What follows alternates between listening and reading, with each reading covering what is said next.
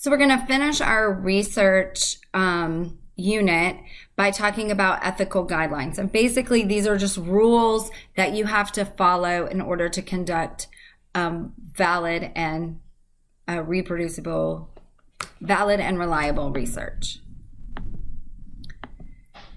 Most research proposals are screened through an ethics committee called the IRB, or Institutional Review Board. And basically, they go through and they look at the proposal and all of the protections set up to protect the animals or the humans or whoever you're researching or whatever you're doing to determine if it follows appropriate ethical guidelines. Now, for animal research, psychologists prefer to study animals, at least in the beginning, because their physiology can represent human physiology.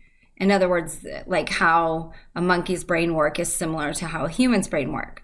So the same processes by which humans see or exhibit emotion and become a beast are present both in rats and in monkeys. So animal experiments have been very key in developing treatments for all different types of human diseases.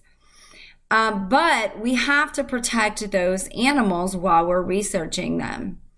So some animal protection organizations want to replace experiments with naturalistic observations, but we've already discovered that there's some serious problems with naturalistic observations in that we can't control things, therefore we can't eliminate all the confounding variables in order to determine a causal relationship.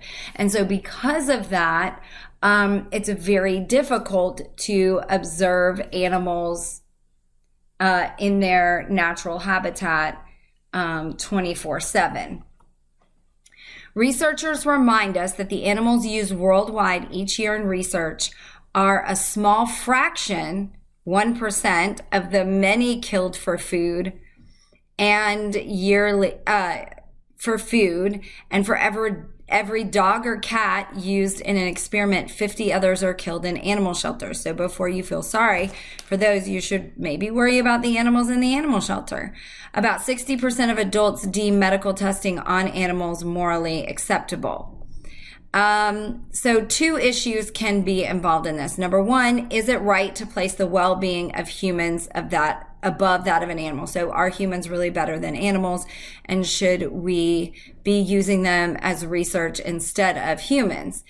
And what well-being do we give animals during research? What kind of safeguards for protection? And I will tell you that there are guidelines for how and when and why you can conduct research on animals. Okay, so there are some pretty strict guidelines about how you can do that.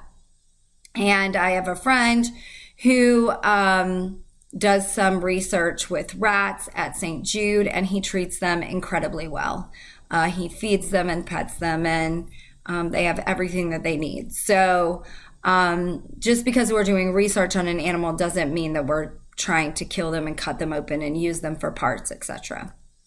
So why not just test on humans in the first place? Animals live shorter lives. So if we're looking at the long-term effects of something, then it's easier to look at a rabbit, which lives like 5 years or something, than it is to look at a human being who could live for 80 years or 100 years. Animals are easy to control. We can't keep people in cages. That's no good. Animals engage in much simpler behavior.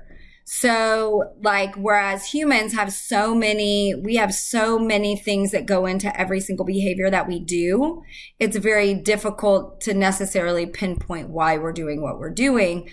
But with animals, it's a little bit easier. And animals can be used in ways that researchers could never use humans. Like you can give a rat cancer. That's okay. As long as you make every attempt to cure the rat of the cancer with your experimental data, you can give a rat cancer. And you just can't go around giving people cancer on purpose. Like no one's going to sign up for that.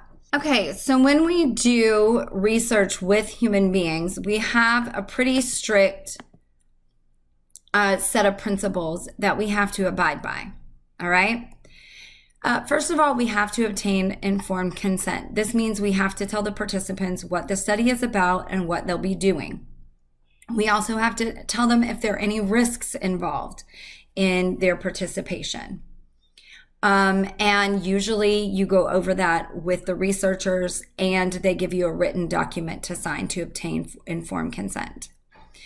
You have to protect your participants from harm.